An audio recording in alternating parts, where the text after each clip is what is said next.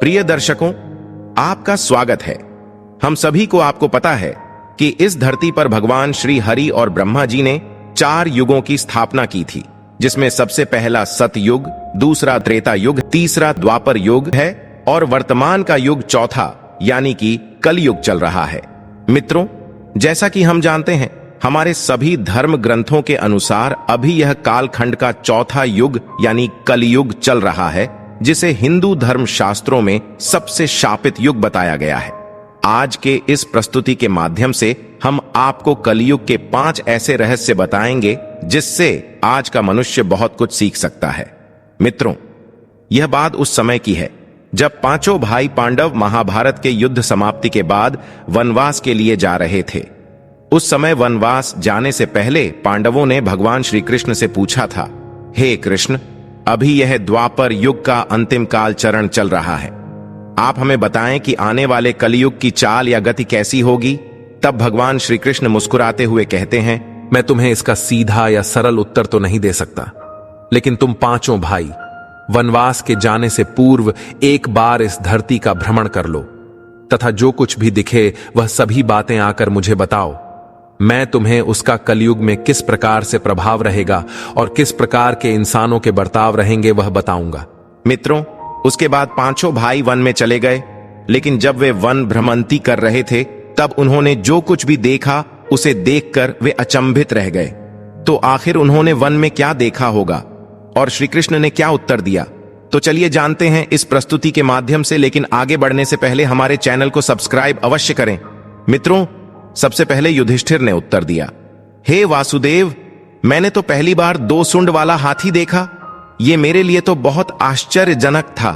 तब इसके जवाब में श्री कृष्ण कहते हैं, इस पापी कलयुग में ऐसे लोगों का ही राज्य होगा जो दोनों ओर से शोषण करेंगे, बोलेंगे कुछ और, करेंगे कुछ और, मन में कुछ और होगा तथा कर्म कुछ और ही होगा। हे भ्राता धर्मराज, ऐसे ही लोगों का कलयुग में राज्य होगा। आप कलयुग आने से पहले तक ही राज कर लो। कि युधिष्ठिर के बाद अर्जुन ने कहा, मैंने जो देखा वह तो इससे भी ज्यादा आश्चर्यजनक था। मैंने देखा कि एक पक्षी के पंखों पर वेद लिखे हुए थे, लेकिन वह पक्षी मुर्दे का मांस खा रहा था। मित्रों, श्री कृष्ण अर्जुन को उत्तर देते हुए कहते हैं, कलयुग में ऐसे ही लोग रहेंगे जो बड़े ज्ञानी, ध्यानी और धर्मात्मा कहलाएंगे।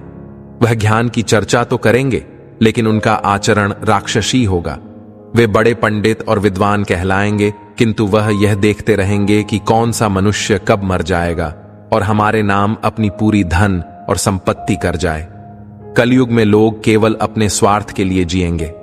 अर्जुन के सवाल के जवाब के बाद महाबली भीमसेन अपना अनुभव सुनाते हुए कहते हैं, हे केशव, मैंने देखा कि एक गाय अपने बछड़े को इतना चाटती है कि चाटते चाटते हुए उसे बछड़े की खाल भी चाट लेती है और वह बछड़ा खून से लहूलुहान हो जाता है।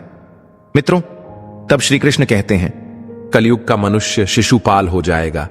कलयुग में मां की अपने बच्चे के लिए ममता इतनी ज्यादा बढ़ जाएगी कि उन्हें अपने विकास का अवसर ही नहीं मिलेगा। मोह माया में ही घर बर्बाद हो जाएंगे। कलयुग में माता पिता अपने बच्चे के प्रेम में इतने पागल हो जाएंगे कि वे अपने बच्चों को सुख देने के लिए कर्ज में डूब जाएंगे और उन्हें लालची बनाएंगे। भीम के बाद सहदेव ने बताया कि हे पार्थ, मैंने देखा कि 5 एक साथ कुओं के बीच में एक गहरा कुआं बिल्कुल खाली है, जबकि ऐसा संभव नहीं हो सकता। फिर श्री कृष्ण उत्तर देते हैं कि कलयुग में लोग अपने लड़के या लड़की के विवाह में, मकान के उत्सवों में या छोटे बड़े उत्सवों, त्योहारों में लाखों रुपए खर्च कर देंगे, परंतु पड़ोस में यदि कोई भूखा प्यासा मर रहा होगा तो यह नहीं देखेंगे कि उसका पेट भरा है या नहीं भरा है। उनका अपना ही सगा भूख से मर जाएगा और वह सिर्फ देखते रह जाएंगे। कहने का तात्पर्य यह है कि कल युग में अन्न भंडार बहुत ज्यादा तो होंगे, परंतु लोग भूख से मर जाएंगे।